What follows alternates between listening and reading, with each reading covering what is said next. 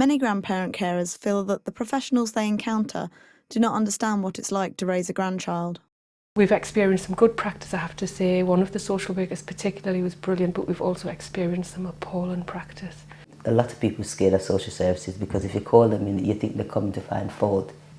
I think that we've got the information that we need, but we're very lucky in that my husband and I are both in childcare professions anyway, so we know a lot about children, we know a lot about the system, we know even more about it now after the experience that we've had. But any extra information that we've needed, and particularly regarding the care proceedings, which was very difficult for us, we weren't given any information, and it would have been very, very helpful to have somebody to support us through that, but we struggled through that ourselves, and that was very difficult. Because there's no kind of understanding of the needs of grandparents in this issue, social services kind of lack the skills really to support you. And the help that I think would be needed is awareness, education within the social services departments. I was told to give up work. The team manager actually said to me, you should be at home looking after these children, you're not caring for them, they're being cared for in a nursery, which again was so insulting.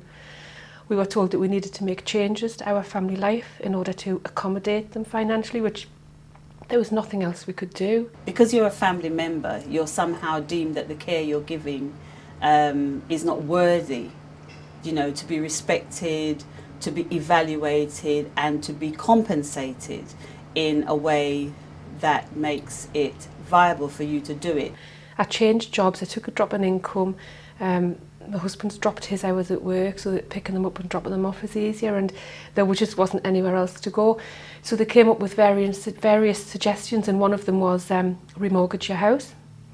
One of them was ask your daughter to leave. She's 19 after all. She should be independent. We were asked to look to family. For support. We were asked to just explore every which way how we could make adjustments so that they didn't have to give us financial support. It's too much of a temptation for them, really, to not get involved any more than they need to because they're too pressed and they haven't got enough money. And I'm not saying it's all about finance. It's about supporting them, you know, just like you said, about in training, you know, to talk to your grandchildren and having like a mentor for grandparent.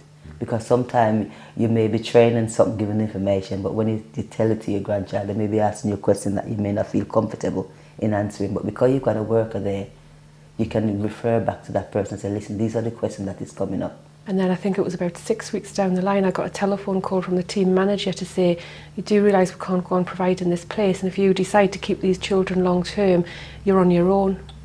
And you're talking about £900 a month for a nursery place, and we could not have found that type of money. So they threatened to withdraw all financial support, and when I said, you know, we're saving you from paying for foster carers for these children, we made this clear at the beginning. She said, well, if you can't have these children without any financial support, they'll be placed for adoption, and she actually used the word adoptable to describe them. They're adoptable. We don't need to keep these children in foster care, they're adoptable. All the research shows that, you know, children who are in care are better off if they're with their family than they are with with strangers, basically. Because he sees his cousins, you know, and his uncles, and he's got their various cousins that he knows and that sort of thing. So at least he's got a kind of, you know, an extended family. You know, and the government needs to know that it's a big thing in this country.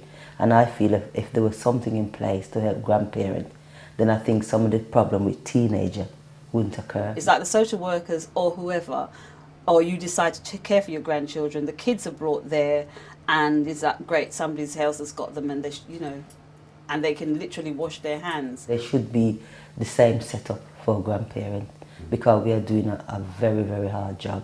It's not an easy job, especially the changes from a child into teenager into young person. The social services have, over the last year, organised, 1 weekend a month respite care for us, where Robin goes to, a younger couple with another boy they're looking after, and so that's quite fun for him. I think that social services really need to sit back and take a look at the whole family in this situation, and not just, okay, we've got this child out of that bad situation and they're safe now. Because what happens is the pressure's put on the whole family. It's not just us, it's the rest of our family that the pressure's been put on, our existing children, everybody. And the need to consider just how stressful it is to have this, and the losses that you experience, the losses that we've experienced are massive.